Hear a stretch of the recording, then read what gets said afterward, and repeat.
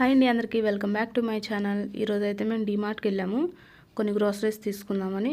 నేను ఇలాగా మా మార్ట్లోకి వెళ్ళి షాపింగ్ చేసి చాలా ఇయర్స్ అవుతుంది, 10 ఇయర్స్ పైనే అవుతుంది. అప్పుడెప్పుడో బెంగళూరులో ఉన్నప్పుడు బిగ్ బజార్లో వెళ్ళాము షాప్ చేయడానికి. అంతే, మళ్ళీ ఇప్పుడు 10 ఇయర్స్ తర్వాత ఇప్పుడు వెళ్తున్నాము, అది కూడా ఢిల్లీలో అనమాట. ఈ పొల్యూషన్కి బయటకు వెళ్ళాలంటే చాలా భయంగా ఉంది. నాకైతే సైనస్ ప్రాబ్లం ఉంది. ఈ సైనస్ ప్రాబ్లం వల్ల ఏంటంటే దుమ్ములోకి వెళ్ళినా కొంచెం చలిలోకి వెళ్ళినా కానీ చాలా ఇబ్బంది అవుతుంది. చూస్తున్నారు కదా, చెట్ల నిండా తెల్లగా పేరుకుపోయి ఉంది మట్టి మొత్తం.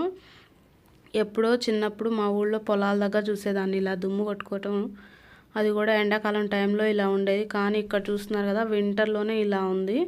ఇక్కడ చూస్తే మీరు పెద్ద పెద్ద బిల్డింగ్లు జరుగుతున్నాయి. ఇదంతా ఇప్పుడే కొంచెం డెవలప్ అవుతున్న ఏరియా, మొత్తం కన్స్ట్రక్షన్ జరుగుతుంది చుట్టుపక్కల అంతా. ఇక్కడ రోడ్లు ఎంత వెడల్పు అయితే ఉన్నాయో, వాళ్ళు చెట్లు పెంచుకోవడానికి ప్లేస్ కూడా సేమ్ అంతే ఉంచారు.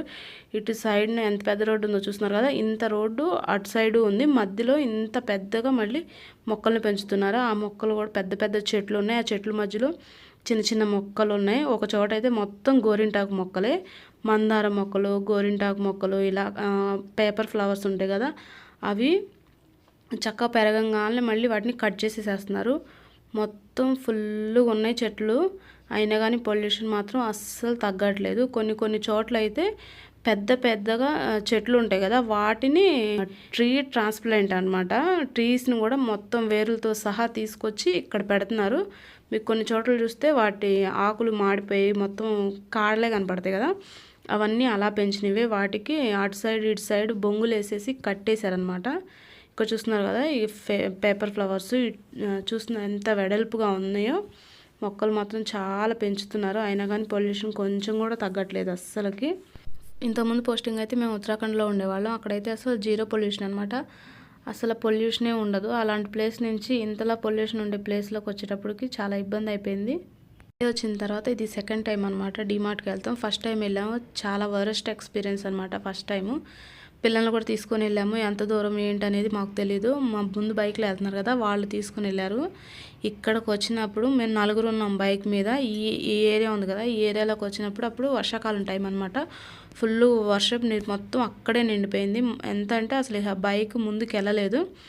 ఇంకా దిగి నడవడానికి కూడా ఎటు సైడ్ కూడా గ్యాప్ లేదనమాట. చూస్తున్నారు కదా బైక్ ఎలా స్కిడ్ అయిపోయిందో. బైక్ అయితే మధ్యలోనే ఆగిపోయింది. ఇంకా దిగి ఆ నీళ్ళల్లోనే నడుచుకుంటా ముందుకు వెళ్ళిపోయాము. అక్కడ వాటర్ తగ్గిన తర్వాత బైక్ ఎక్కేసి వెళ్ళామన్నమాట. ఇక్కడైతే డీమార్ట్కి వచ్చేసాము. ఇంకా డీమార్ట్లో తీసుకోవడానికి అంటే మాకు క్యాంటీన్లో సబ్బులు సర్ఫులు అన్నీ ఉంటాయి, అక్కడే తీసేసుకుంటాము. గ్రోసరీస్ మాత్రం ఇలా డీమార్ట్లో తీసుకుంటాము. బయటకి ఇక్కడికి చాలా డిఫరెంట్ అయితే ఏం లేదు. ఒక 2 రూపీస్ 3 రూపీస్ మ్యాక్సిమం 5 రూపీస్ మాత్రమే డిఫరెంట్ ఉంది. కాబులి చనా అంటారు. దీంట్లో 2 వెరైటీస్ ఉన్నాయి. దాంట్లో ఒక వెరైటీ తీసుకున్నాం అనమాట. ఇక్కడైతే బిల్లింగ్ అవి ఎంత వెయిట్ ఉన్నాయి ఏంటనేది చెక్ చేస్తున్నారు. చాలా తక్కువ తీసుకున్నా. ఇవే నాకు ఒక 2-3 మంత్స్ వచ్చేస్తాయి. మా వారిని తీసుకొని వెళ్తే ఎక్కడికన్నా షాపింగ్కి ఎంత తలనొప్పి అంటే, మగవాళ్ళందరూ ఇలానే ఉంటారా లేకపోతే మా ఆయనే ఇలా ఉంటాడో నాకు అస్సలు అర్థం కాదు. వెళ్ళిన దగ్గర నుంచి త్వరగా కానివ్వు అంటూ పరిగెత్తనే ఉంటాడు. మీలో ఎవరైనా డిమార్ట్కి వెళ్తే ప్యాకింగ్ చేసినవి తీసుకుంటారా లేకపోతే ఇలా లూజ్గా ఉన్నవి తీసుకుంటారా? ఒకసారి కామెంట్ చేయండి. పిల్లల్ని ఇంటి దగ్గర వదిలేసి వచ్చాం కదా, అదొక భయం అనమాట. ఇంకా అందుకే త్వరగా షాపింగ్ అయితే చేసేసాము. ఇంకా బిల్లింగ్ అయితే కంప్లీట్ చేసుకొని ఇంటికి వచ్చేసాం. ఇది ఇవాళ వీడియో. ఈ వీడియో కనుక మీకు నచ్చినట్లయితే please like, share and subscribe to my channel. Thank you for watching.